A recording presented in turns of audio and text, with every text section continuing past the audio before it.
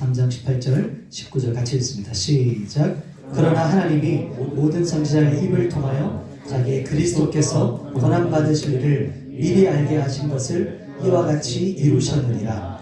그러므로 너희가 회개하고 돌이켜 너희 죄 없이 함을 받으라. 이같이 하면 새롭게 되는 날이 주 앞으로부터 이를 것이요. 아멘. 오늘 말씀은 내가 가진 최고의 보물 예수 그리스도에 대해서 말씀 좀 나눌 겁니다. 오늘 말씀은 내가 가진 최고의 보물 예수 그리스도. 오늘 본문을 통해서 나눌 때 첫 번째는 기도의 동역자, 두 번째는 예수 그리스도의 그 이름, 그리고 마지막에는 기적의 목적에 대해서 여러분 오늘 본문을 통해서 한번 나눠보도록 할게요. 오늘 본문은 3장 전체거든요. 조금 본문이 길어요. 원래는 두 번 나누어서 해야 될 부분을 제가 두 주 연결해서 한 번에 하려고 하는데 집중해서 같이 한번 말씀으로 들어갔으면 좋겠습니다. 우리 첫 번째는 1절이에요. 1절 같이 한번 읽어볼까요? 3장 1절 같이 한번 읽어보겠습니다. 시작. 제9시 기도 시간에 베드로와 요한이 성전에 올라갈세. 아멘. 보면 제9시인데 이것은 지금 시간으로 보면 오후 3시예요. 오후 3시. 보통 성경에 나오는 신약에 나오는 제9시 이렇게 나오거나 몇 시 나오면 거기다 플러스 6을 하면 지금 현재 우리 시간이랑 똑같습니다. 오후 3시에 베드로와 요한이 정기적이고 규칙적인 기도의 시간을 가졌어요. 사도 요한과 베드로는 갈릴 때부터 같이 일했던 동업자였어요. 어부. 근데 오늘 본문에서는 보면 두 사람이 기도의 동역자로 올라가요. 저는 이 본문을 보면서 우리 청년부를 생각하게 됐어요. 우리 청년부는 서로가 어찌 보면 어떤 사람은 태어날 때부터 아는 사람이 있어요. 그리고 아주 아기 때부터 그렇게 오랫동안 알고 있었던 이 동역자가 혹은 친구, 동생, 선후배 이 관계들이 오늘 본문의 이 두 사람처럼 기도를 하기 위해서 기도의 자리에 올라가는 이 기도의 동역자, 이것을 꿈꿨으면 좋겠어요. 막 고민이 있을 때, 힘들 때 친구가 연락 와가지고 야 요즘 뭔 일 있어? 야 내가 밥 맛있는 거 사줄게. 이것도 참 좋은데 너 뭐 힘든 일 있어? 야 같이 기도하러 가자. 같이 기도하자. 손 붙잡고 기도해 줄 수 있는 그 기도의 동역자가 있다는 것은 엄청난 일이거든요. 한 사람이만 있어도 돼요. 이렇게 오늘 본문에 보면 요한과 베드로가 정기적인 그 기도 시간에 같이 올라가요. 이 모습을 보면서 우리 청년부 안에도 기도의 자리에 함께 올라가는 기도의 동역자가 세워주면 좋겠다. 그렇게 마음에 품으셨으면 좋겠어요. 내가 그 손잡아주는 동역자가 되고 싶다. 어떤 일이 항상 이렇게 함께 기도하는 걸 넘어서서 누군가 넘어졌을 때 잡아줄 수 있는 사람, 그런 청년부가 그런 기도의 동역자로 이렇게 묶여지면 좋겠다. 그런 마음을 좀 품게 되었어요. 오늘 또 본문을 보세요. 오늘 본문은 사도 베드로와 요한이 기도 시간에 성전에 올라갈 때 일어나는 사건입니다. 그 사건이 2절이거든요. 2절 같이 한번 읽어볼까요? 2절 시작. 나면서 못 걷어낼 일을 사람들이 메고 오니 이는 성전에 들어가는 사람들에게 구걸하기 위하여 날마다 미문이라는 성전문에 두는 자라. 아멘. 보면 나면서 못 걷게 됐다. 이 말은 날 때부터 하반신 장애인이었어요. 그래서 성전에도 보면 이 사람이 성전 미문에다가 2절의 끝에 보면 그냥 뒀다라고 말해요. 두는 자. 성전 미문에 앉혔다라거나 이렇게 했다는 것이 아니고 그냥 물건을 두고 좀 둬요. 왜냐하면 기댈 수조차 없는 하반신에 마비가 있는 사람이었어요. 이 사람은 스스로는 아무것도 할 수 없는 완전한 절망 가운데 있는 사람이에요. 그리고 기적이나 희망 이런 것들을 포기한 적도 됐고요. 나중에 이 사람이 몇 센치가 4장 넘어가면서 나오거든요. 40여 세가 됐어요. 그러니까 40평생을, 지금 제가 44살이니까 40평생을 한 번도 걸어본 적도 없고 그렇게 누군가 옮겨져야만 하는 그런 인생을 살고 있던 사람이었어요. 이 사람 그냥 지금까지 세상을 살면서 그냥 내가 내 삶에 어떤 근본적인 변화가 일어날 수 있을까? 그래서 회의, 절망 이런 어떤 것에 붙잡혀 있는 사람이었거든요. 그리고 성전 앞에서는 어떤 생각을 가지고 있었을까요? 이 사람은 날마다 성전 미문에 앉아 있었거든요. 앉아 있지 않아서 그냥 누워 있었던가요?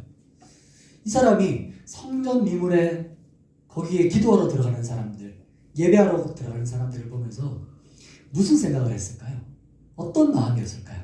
이 사람은 그냥 저 사람들은 참 팔자 좋다. 야, 지금 배부르고 할 일 없으니까 저렇게 뭐 찬양을 드리고 기도를 하고 뭐 교회를 다니지, 이런 생각들을 혹시 안 했을까요? 나는 자기 자신을 그렇거든요. 나는 지금 하루 먹고 살기도 빠듯한데 나한테 무슨 찬양이야, 무슨 기도야, 그런 게 무슨 사치 같은 인생들이지 라는 생각들, 또 하루하루마다 막 바뀌는 그 마음, 그리고 사람들은 믿음, 소망, 무슨 사랑 이런 얘기를 하는데 무슨 그런 말이 들릴 그런 여유도 없고 그런 말도 들리지 않는 어떤 인생을 살아가는 한 사람이었어요. 근데 그때 요한과 이제 베드로가 봐요. 그 사람을 올라가면서. 그 부분이 4절과 5절이거든요. 두 절 같이 한번 읽어볼까요? 4절 5절에 이제 베드로와 요한이 봅니다. 같이 한번 읽어보겠습니다. 시작. 베드로가 요한과 더불어 주목하여 이르되 우리를 보라 하니 그가 그들에게 무엇을 얻을까 하여 바라보거늘. 아멘. 우리를 봐라, 이렇게 주목해봐, 이렇게 가다가 제가 믿기로는 이런 거예요. 사도 요한과 베드로가 항상 다녔던 길이잖아요. 항상 기도했던, 매일마다 기도하는 시간이었고 항상 그 사람은 거기에 있었기 때문에. 그런데 그날 베드로에게 어떤 감동이 부어졌던 것 같아요. 가다가 멈춰요. 그리고 그 사람에게 우리를 보라 이렇게 외치거든요. 주목해 보십시오 이렇게 외쳐요. 그때가 뭔가 하나님의 성령의 감동이 있었던 그 순간이었던 것 같아요. 그때 그렇게 말했을 때 이 생전 미문에 있던 그 사람은 그냥 뭐 얻을 것 있나? 그렇게 봤겠죠. 원래는 그냥 동전 던지는 사람은 그냥 던지고 가는데 뭔가 큰 돈을 주려고 하나? 지폐 주려고 하나? 그렇게 주목해서 봤을 거라 생각 들어요. 그때 이제 베드로가 성령의 감동으로 외쳐요. 그 부분이 이제 6절입니다. 우리 6절 같이 한번 읽어볼까요? 6절 같이 읽겠습니다. 시작. 베드로가 이르되 은과 금은 내게 없거니와 내게 있는 이것을 내게 주노니 나사렛 예수 그리스도의 이름으로 일어나 걸으라 하고. 아멘. 보시면 두 번째 대지는 드디어 기적의 사건이 일어나요. 베드로가 말하죠. 은과 금은 내게 없어. 그때 바로 실망했겠죠. 옆에 있던 사람은 근데 왜 뭐라는 거야? 은과 금은 내게 없어. 그러나 내게 있는 것을 내게 주노니 나사렛 예수 그리스도의 이름으로 일어나 걸으라 이렇게 선포해요. 그러니까 하나님이 주신 감동이죠. 이것은 어떤 자기 안에서 하고 싶은 말을 한 것이 아니고 성령께서 감동하셨고 그 감동의 말씀을 선포한 겁니다. 그리고 나서 성령의 감동으로 치유를 선포하고 이제 기적이 일어나기 시작하는데, 그 기적을 이제 이 누가는 사도행전을 적은 사람이 누가거든요. 누가 기자는 아주 구체적으로 적어요. 그러니까 누가는 의사였거든요. 어떻게 이 기적의 현장을 묘사하냐면 7절과 8절 한번 읽어보십시다. 어떻게 이렇게 표현하고 있습니다. 7절, 8절 시작. 오른손을 잡아 일으키니 발과 발목이 곧 힘을 얻고 일어서서 걸으며 그들과 함께 성전으로 들어가면서 걷기도 하고 뛰기도 하며 하나님을 찬송하니. 아멘. 베드로가 그 오른손을 이렇게 잡아요. 여기 있었겠죠? 딱 잡아서 일으킬 때 성경에서는 아주 구체적으로 표현해요. 손을 잡아서 일으킬 때 제일 밑에 발부터 힘이 돋아났고 그 다음 발목에 힘이 돋았고 그리고 나서 일어나게 됐다. 그리고 나서 성전을 같이 들어가게 돼요. 걷게 되는 거죠. 그리고 어땠을까요? 40년을 못 걸었던 사람이 지금 걷기 시작해요. 얼마나 많이 시력을 받겠어요. 막 이렇게 해서 막 혼자서 남장만처럼 막 하다가 막 뛰기도 하고, 진짜 자기가 치료된 걸 깨닫고 나서는 그때부터 이 감격이 자신 압도했겠죠. 이 감사가 하나님에 향한 이게 도대체 무슨 일인가 스스로도 너무 깜짝 놀랐겠죠. 그 모습을 8절에서 성전에 들어가면서 이렇게 묘사, 걷기도 하고 뛰기도 하고 막 하나님을 찬송하고 이런 모습으로 말하고 있어요. 날마다 그가 가는 성전이었는데 이제 한번 보세요. 그전에는 성전 밖에 있었어요. 그죠? 성전 미문에 그냥 있었는데 지금은 성전 안으로 들어가는 사람이 돼요. 저는 우리 청년들이 이랬으면 좋겠어요. 이곳에 이렇게 다 앉아있지만 이거 성전 아니잖아요. 성전 아니지만 성전 안이 아닐 수 있어요. 우리 여러분이 우리가 저조차도 마찬가지겠죠. 어떤 성령의 임재, 하나님의 임재 안에 들어가지 않으면 그냥 40평생을 성전 문에만 있는 사람이 될 수 있어요. 오늘 본문에 보면 이 사람이 성령의 기적을 통해 일어나서 이제 사도 요한과 베드로와 함께 그토록 들어가고 싶었던지는 모르겠지만 난생 처음으로 성전 안을 들어가게 되는 거예요. 이제 하나님의 임재 안으로 들어가게 돼요. 그전에는 예배 드리러 가는 사람들을 보면서 이런저런 생각을 하고 정말 팔자 좋은 사람들이다. 여러 가지 비교의식 가운데 있었겠지만 지금은 그 안으로 들어가는 사람이 돼요. 이 기적의 현장은 정말 신비롭죠. 이게 혹시 뭐 갑자기 치유되거나 안전뱅이가 일어난 거 혹시 본 사람 있어요? 기적이 일어나는 거? 저는 한 번 봤거든요. 목격했거든요. 폭발적이었어요. 갑자기 정말 휠체어를 타고 온 사람인데 걸었어요. 그러니까 막 제가 너무 궁금해요. 진짜 일어나나? 저 같은 사람은 진짜 봐야 되거든요. 그래서 진짜 일어나나 뒤에 있다가 앞에 갔어요. 유심히 봤는데 진짜 일어나서 걷고 뛰는 거예요. 기도하고 나서. 그랬더니 이 앞에 있는 곳부터 이 폭발적인 하나님을 향한 찬양, 경배가 그러니까 뭐 찬양이 컸다가 아니고 거의 막 폭발할 정도였어요. 천장이 막 떠나갈 정도의 하나님을 향한 경배와 찬양이 엄습하기 시작했어요. 이게 바로 기적의 능력이구나 라는 그때 처음 봤거든요. 오늘 아마 그랬을 거예요. 이 본문을 보면서. 그런데 기적은요 목적이 있어요. 기적은 기적만을 위한 것이 아니거든요. 기적의 현장을 요거부터 먼저 하고요. 제가 뛰어넘을 뻔했네요. 기적의 현장은 우리에게 지금 뭘 말하고 있을까요? 우리에게 무엇을 말하고 있을까요? 오늘 본문에서 이 안전뱅이가 일어난 것 중에서 제가 치유되었다라는 것 참 중요하죠. 엄청난 일이죠. 근데 더 중요한 건 그를 일으키신 분이 바로 나사렛 예수라는 것을, 그 구원자가 메시아 예수 그리스도라는 것을 이 안전뱅이가 안 거예요. 이제 깨닫게 된 거예요. 이게 더 중요한 부분이거든요. 그리고 사도 요한과 베드로를 보세요. 은과 금은 없어요. 내가 줄 수 있는 거 없어. 그런데 내가 가진 것이 있어. 내가 가진 것 나사렛 예수 그리스도 이름을 너에게 줄 수 있어. 이렇게 말하거든요. 이 부분이 우리에게 뭐라고 지금 도전하고 말하는 걸까요? 우리한테 집이 없을 수 있어요. 차가 없을 수 있어요. 뭐 남자친구, 여자친구 없을 수 있어요. 그리고 뭐 버젓한 스펙 없을 수 있어요. 남들이 봤을 때 은과 금과 같은 어떤 것이 나에게는 하나도 없어. 그런데 내가 가지고 있는 것이, 내가 진짜 소유하고 있는 것이 누구실까요? 예수 그리스도. 그 예수 그리스도가 어떤 분이냐면 사도 요한과 베드로는 어떤 분이라고 말하는 거죠? 가장 아름답고 가장 존귀하시고 온 땅을 창조하신 그 예수 그리스도 이름을 내가 알고 있어. 내가 소유하고 있어. 내가 맛보아 아는 사람이 바로 예수 그리스도야. 이것을 간직한 사람이 줄 수 있거든요. 이것에 대한 확신이 있는 사람이 말해줄 수 있거든요.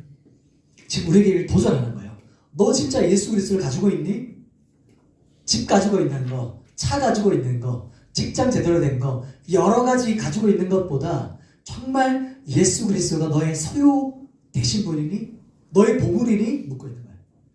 경험한 분이니? 내가 진짜 깨달아 맛본 분이니? 라고 우리에게 도전하고 있어요. 그 사람은요, 세상이 줄 수 없는 것을 줄 수 있어요. 세상이 맛볼 수 없는 것을 줘요. 세상에서는 경험할 수 없는 평강. 오늘 이 난전병이가 일어났잖아요. 치유되었잖아요. 나사렛 예수 이름 안에 있는 치유예요. 능력이에요. 그리고 사람들은 또 그렇게 할 때가 있어요. 세상 사람들은 그럴 때가 있죠. 야, 내가 하루하루 사는 것도 지금 힘든데 무슨 교회를 가냐. 무슨 예배를 드려야 지금 그거는 다 할 일 없는 사람들, 그리고 조금 심리적으로 좀 불안한 사람들이 교회 다니고 이게 믿는 종교야. 너 정신 차려. 이런 사람들 혹시 못 만나봤나요? 저는 한 번씩 만나거든요. 전도하면 다 마음의 문제라고 막 이렇게 하는 분이 있어요. 여러분은 어떤가요?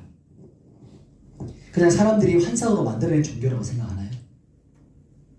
예수 그리스도를 경험하지 못하면 그렇게 오히려 설득당할 수 있어요. 사람들이 말할 때. 오늘 본문 안에 보면 이 날 때부터 못 걷게 된 사람은 성전 안과는 상관없는 사람으로 교회는 다녔지만 매일 갔거든요. 거기에. 왜냐하면 매일마다 먹고 살아야 되니까. 그러나 성전 안과는 상관없는 인생을 살았어요. 그러니까 하나님하고 상관없는 인생을 사는데 교회는 다니는 거예요. 예수 그리스도는 소유하지 못했지만 교회는 다니는 거예요. 그 모습을 말하는 거거든요. 이런 모습이 지금 여기 있을 수 있어요. 우리 청년들에게 있을 수 있어요. 그렇게 생각할 수 있어요. 그렇다면 우리 청년들에게 지금 어떻게 말하겠습니까? 그들에게 이렇게 그냥 살기 편한 사람들 다니는 거야. 마음 약한 사람들 교회 다니는 거야. 라고 말하는 사람들에게 우리 청년들은 뭐라고 말하겠습니까? 아무 말도 못하겠어. 어떤 말을 할 수 있을까요? 내가 경험한 이야기를 해줄 수 있어요. 예수 그리스도 안에 인생에 참된 만족이 있어. 평강이 있어. 어려운 일 만날 때 주님 앞에 나와봐. 그 마음이 회복돼. 치유돼. 너 인생 어려움 만날 거거든. 그때 내가 도와줄게. 내가 기도해 줄게. 아직 예수를 모를 수 있지만 내가 가진 그분을 소개해 주는 거예요. 나사렛 예수님. 그분 안에 진짜 아름다우심과 평강에 맛볼 수 있는 진짜가 있어. 진짜기 때문에 내가 예수를 믿는 거야. 내가 왜 진짜가 아닌 걸 그렇게 평생 다니겠어. 너도 곧 알게 될 거야. 내가 계속 얘기해 줄게. 널 위해 기도해 줄게. 지금 그렇게 저는 청년들에게 얘기해 주고 싶어요. 제가 맛본 청년 예수님을 여러분이 진짜 맛봤으면 좋겠어요. 그렇게 해야 진짜가 돼요. 그렇게 해야 부모님 신앙은 부모님 거예요. 내 건 내 거예요. 자기의 신앙을 가질 수 있어요. 그것은 바로 세상이 줄 수 없는 것을 가진 사람이에요. 세상에서 얻을 수 없는 것을 가지고 있는 사람이에요. 그리고 세상에서는 맛볼 수 없는 것을 예수 안에서 맛보는 사람. 그분 안에 평강과 소망이 있습니다. 오늘 본문에 이제 제일 중요한 부분에 넘어가 볼게요. 그러면 제가 이제 기적도 정말 폭발적이지만 기적의 목적이 있어요. 왜 기적이 있을까요? 지금도 초자연적인 일들이 일어나고 있거든요. 남미라든지 아프리카에는 이런 일이 너무 자주 일어나요. 안전뱅이는 뭐 말할 것도 없고 죽었던 자가 일어나는 사건들도 엄청 많아요. 성사님 얘기를 들어보면. 그러면 왜 기적이 일어날까요? 기적의 이유가 뭘까요? 그 부분을 이제 마지막 살펴보겠습니다. 11절 말씀인데 같이 한번 우리 볼까요? 11절 같이 읽겠습니다. 시작. 모든 백성이 크게 놀라며 달려나가 솔로몬의 행각이라 불리는 행각에 모이더니 아멘. 세 번째는 하나님의 기적의 목적은 무엇인가요? 오늘 보면 기적은 한 가지 단서가 또 있어요. 전제가. 기적은요. 그 사람의 경건과 능력을 통해서 나타나는 게 아니에요. 어떤 그 사람은 치유하는 능력을 가지고 있어. 그게 아니에요. 왜냐하면 그 사람을 통해서 베드로를 통해서 하나님의 기적이 나타난 겁니다. 그래서 그 한 사람이 가지고 있는 권능과 경건으로 일어나는 게 아니에요. 혹은 저를 통해서 누군가 치유되고 어떤 기적이 일어난다면 제가 뭔가 특별한 존재거나 다른 존재라 그런 게 아니고 그냥 하나님의 도구로 사용된 거예요. 이해되시죠? 근데 기적을 일으킨 베드로와 요한을 붙잡아요. 이제 이 나은 사람이 베드로와 요한을 꽉 붙잡아서 어디로 데려가냐면 솔로몬 행각이라는 곳에 가요. 지금으로 이제 설명한다면 광장이에요, 광장. 솔로몬 행각이 성전에서 이렇게 좀 넓은 곳이었어요. 거기서 군중들이 이제 모여듭니다. 얼마나 사람들이 놀랐겠어요. 난리 났겠죠. 이 치유된 사람뿐만 아니고 모여들었을 때 그때 베드로가 말해요. 12절에 이렇게 말합니다. 제가 한번 읽어드릴게요. 12절. 베드로가 이것을 보고 백성에게 말하되 이스라엘 사람들아 이 일을 왜 놀랍게 여기느냐? 우리 개인의 권능과 경건으로 이 사람을 걷게 한 것처럼 왜 우리를 주목하느냐? 이렇게 말하죠. 뭔 말이에요? 내가 뭔가 너희랑 다른 존재라서 이렇게 한 게 아니야. 나의 경건과 능력이 이 사람을 치유한 게 아닙니다. 왜 저를 바라보십니까? 왜 저를 주목하십니까? 이렇게 말하는 겁니다.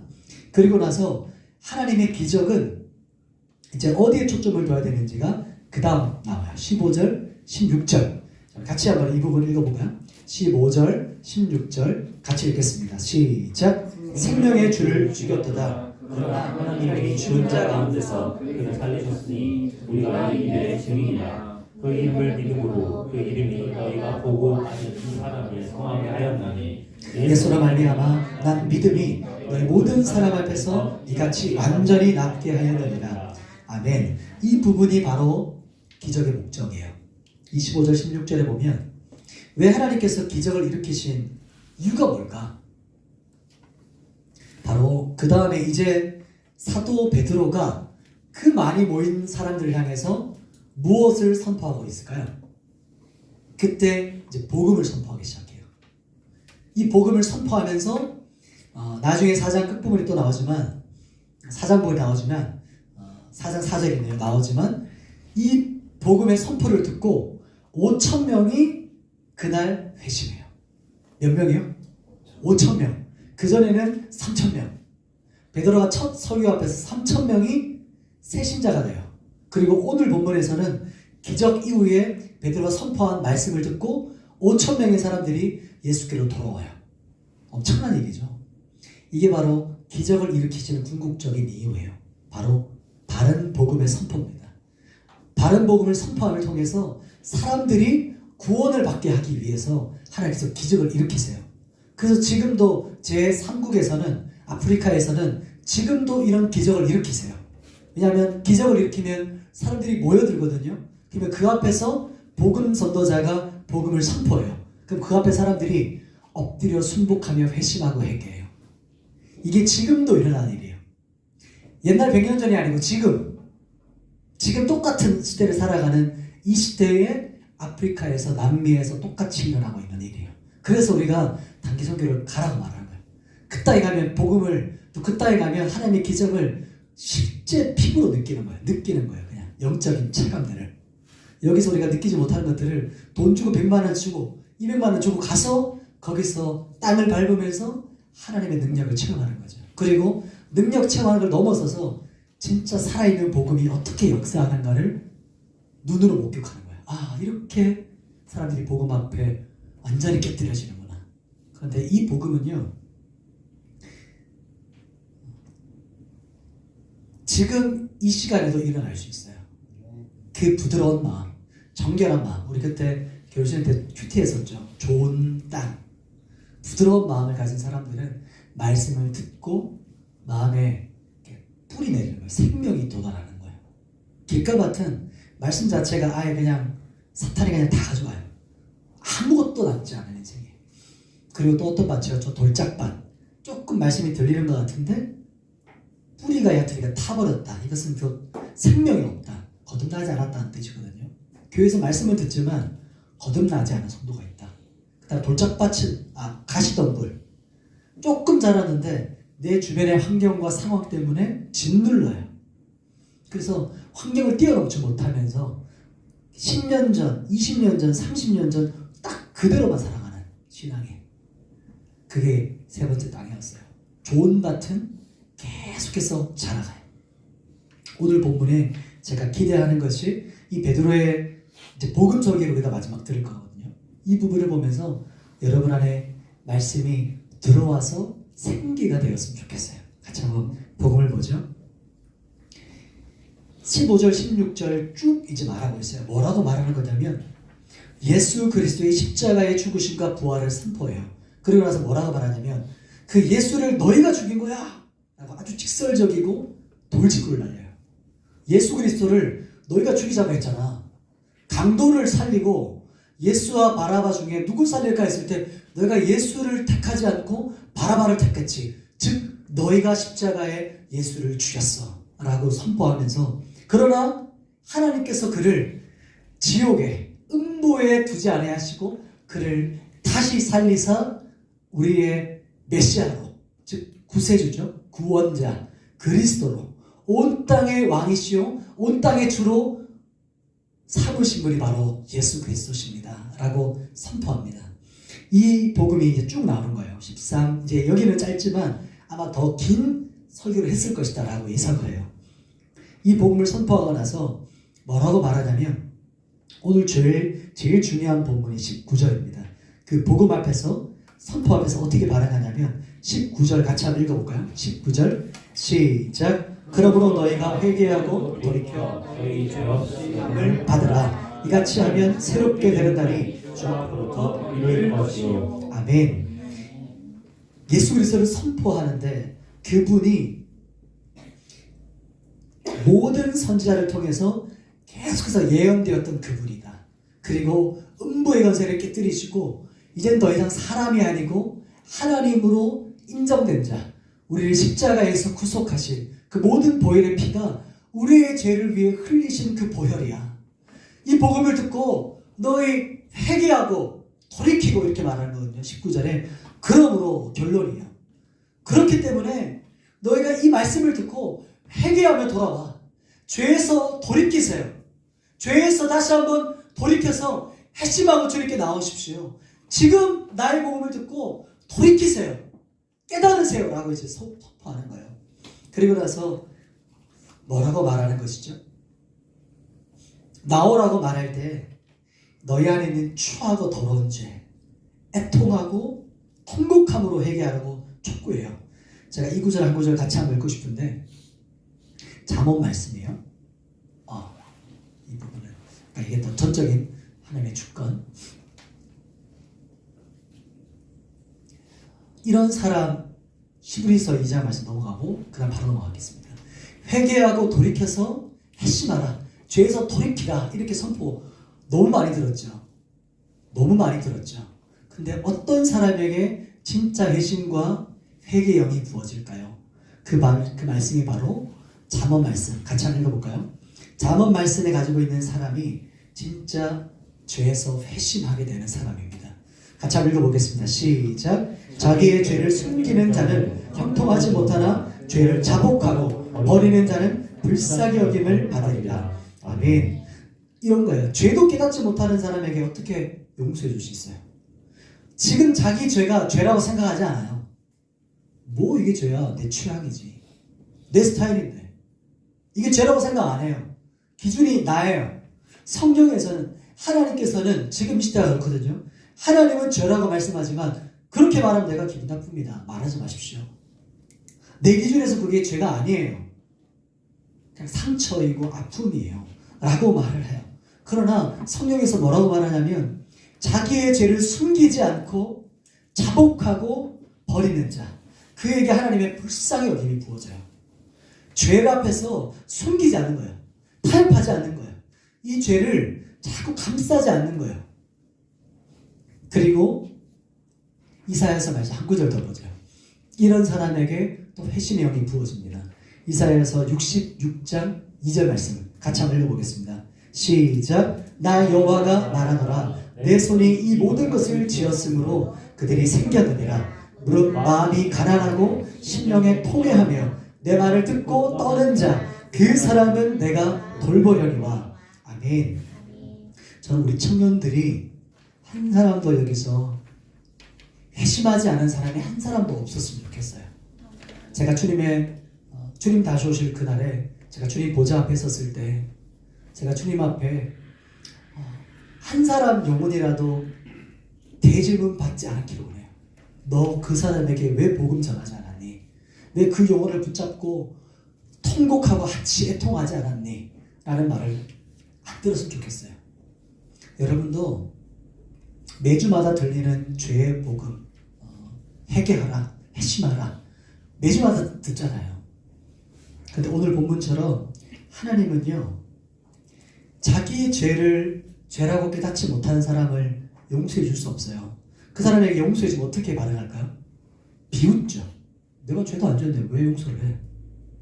비웃음이에요. 하나님의 그 용서가. 그러나 죄 앞에서 애통해야 하고 그 더러운 죄로 인해서 마음에 떨려요. 이 죄로 살아갈 수 없어요. 마음이 가난한 사람이에요. 심령에 애통하는 사람이에요. 그리고 그 자기 죄 때문에 날마다 자기의 심령을 쳐요. 애통해하는 사람. 참 교회는 이렇거든요. 한번 주위를 생각해 보세요. 혹은 자기를 생각해 보세요. 교회 안에서 하나님 앞에서 누가 더 회개하고 애통해야 할까요? 어떤 사람이 더 애통해하고 슬퍼하며 기도할까요? 죄가 많은 사람일까요? 우리가 볼 때 죄가 적은 사람일까요? 아이러니하죠. 우리가 볼 때 너무 잘 살아가는 분이세요. 저렇게 살아갈 수 있을까? 믿음으로? 어떻게 저렇게 살아갈 수 있을까? 라고 하는 어르신들이 오히려 하나님 앞에 자기가 천재의 자기밖에 죄인인 것처럼 통곡하며 우시거든요. 그런데 우리가 볼 때, 야, 저 사람처럼 하면 진짜 지옥 떨어지겠는데? 진짜 안 되겠는데? 근데 너무 당당해요. 내가 무슨 죄를 지었어? 이 정도면 잘 사는 거지. 내가 이 정도 사는 것만 해도 얼마나 잘 사는 건데. 그럼 어떤가요? 이 영적인 빈익빈 부익부 형상을 알겠어요? 교회 안에. 여러분 안에도 마찬가지예요. 내가 깨어 있을수록 은혜 안에 머물러 있을수록 더 은혜를 경험해요. 더 깨끗하고 싶어요. 더 정결하게 원해요. 더 거룩을 갈망해요. 우리 이런 청년들 없나요? 거룩을 갈망합니다, 주님. 그죠? 거룩을 갈망한다는 말을 하면 마음에 불같이 일어나는 청년들 없습니까? 이런 청년들이 우리 가운데 일어났으면 좋겠어요. 오늘 본문에 보면 3장 19절이 가장 핵심이거든요. 이렇게 말합니다. 제가 마지막 한 번 더 읽어드릴게요. 그러므로 너희가 회개하고 돌이켜 너희 죄 없이 함을 받으라. 이같이 하면 새롭게 되는 날이 주 앞으로부터 이를 것이요. 아멘. 이 본문을 보고 저는 찰스 스펄전이라는 분이 계시거든요. 영국 땅에 설교의 황태자라는 분이 계세요. 많은 자들이 이 말씀 앞에 회심했던, 말씀을 듣고 예수 그리스도를 바라보게 했던 분이 계세요. 이분이 이 본문을 통해서 이렇게 해석해요. 기독교회에서 일어나는 부흥의 시간을 가리키는 것일 수 있습니다. 부드럽고 강력한 남풍도 시체에게는 어떠한 온기도 불어넣을 수 없습니다. 한 번 더 읽어드릴게요. 기독교회에서 일어나는 부흥의 시간을 가리키는 것일 수 있습니다. 부드럽고 강력한 남풍, 이게 성령의 바람이죠. 회심의 영이에요. 강력한 남풍도 시체에게는 어떠한 온기도 불어넣을 수 없습니다. 아멘. 전 이 본문이 참 마음에 두드렸어요. 하나님께서 부흥의 날이 임하고 성령이 부어지고 우리의 마음을 날마다 새롭게 하는데 또 한편에서는 시체 같은 영혼, 관심 없는 영혼에게는 그 온기가 아무런 영향도 미치지 않을 수 있구나. 오늘 본문을 우리에게 말하는 것은 주님께서 다시 오시는 날도 말해요. 이 새롭게 되는 날은. 제가 믿고 아는 바로는 어떻게 새롭게 될까? 제가 믿는 것은 그거예요. 바른 하나님의 말씀이 선포되는 곳에 그 말씀 앞에 정직하게 반응하는 자에게 하나님께서 역사하신다는 걸 믿어요. 제가 그렇게 거듭났어요. 그리고 어떻게 하나님께서 사람이 말씀을 선포하는데, 사람이 메시지를 선포하는데 사람이 거듭나게 하는가, 그 방법은 모르겠어요. 그 어떻게 구체적인 건 모르겠어요. 그러나 교회 역사에서 예전에도 그랬고 지금도 그렇고 앞으로도 그렇게 될 거예요. 뭐냐면 하나님의 진리의 말씀이 선포되면 그 말씀 앞에 바르게 정직하게 반응하는 사람 영혼은 그 말씀 앞에서 회심하게 된다는 거예요. 거듭나게 된다는 것은 제가 확신하고 그것을 경험해서 알고 있어요. 그 사람들을 제가 계속해서 보고 있어요. 그것이, 그런 일이 우리에게, 지금 우리 청년들에게, 또 앞으로 또 세워질 그 청년들에게 우리 예언교회 가운데 계속해서 일어났으면 좋겠어요. 그래서 우리 마음이 애통하는 마음, 그리고 회개하고 우리를 맡고 있는, 하나님과 나를 맡고 있는 그 죄 앞에 통곡하는 사람, 애절한 사람, 그래서 돌이켜서 주님 앞에 나아오시기를 간절하게 여러분 촉구하고 또 축복합니다. 우리 말씀을 정리하겠습니다. 오늘 말씀은 이제 제9시 정기적이고 규칙적인 기도 시간에 일어난 사건이어서 기도의 동역자, 그리고 내게 있는 그 이름, 내가 경험하고 소유한 예수 그리스도 그 이름, 그것을 전하는 사람은 가지고 있는 사람이 할 수 있어요. 그리고 마지막 세 번째는 마지막 받은 기적의 목적이었죠. 기적도 엄청난 얘기예요. 사람들이 깜짝 놀라요. 그런데 그것이 마지막 포커스가 아니고 하나님의 기적은 항상 가리키는 방향이 있어요. 말씀의 선포입니다. 말씀의 선포는 말씀을 듣고 회심하게 하는 하나님의 구원 백성을 삼고자 하는 목적을 가지고 있어요. 그래서 바른 복음의 선포, 죄에서 돌이키는 자들, 회개하는 자들, 회심하는 자들, 애통해하는 자들, 자기의 죄 때문에 가난한 마음을 가지고 슬퍼하는 사람을 지금도 찾고 있어요. 그 사람이 지금도 하나님의 사람으로 다시 한번 새롭게 되는 겁니다. 오늘 본문에 마지막 우리에게 하고자 하시는 것은 너도 지금 이 시간에 새롭게 되어지길 원한다. 내가 다시 한번 너를 초대한다. 날마다 나를 회심하는 것이 우리 기독교에서 주님이 우리를 초대하는 거거든요. 그래서 이 말씀 붙잡고 같이 한번 기도했으면 좋겠습니다.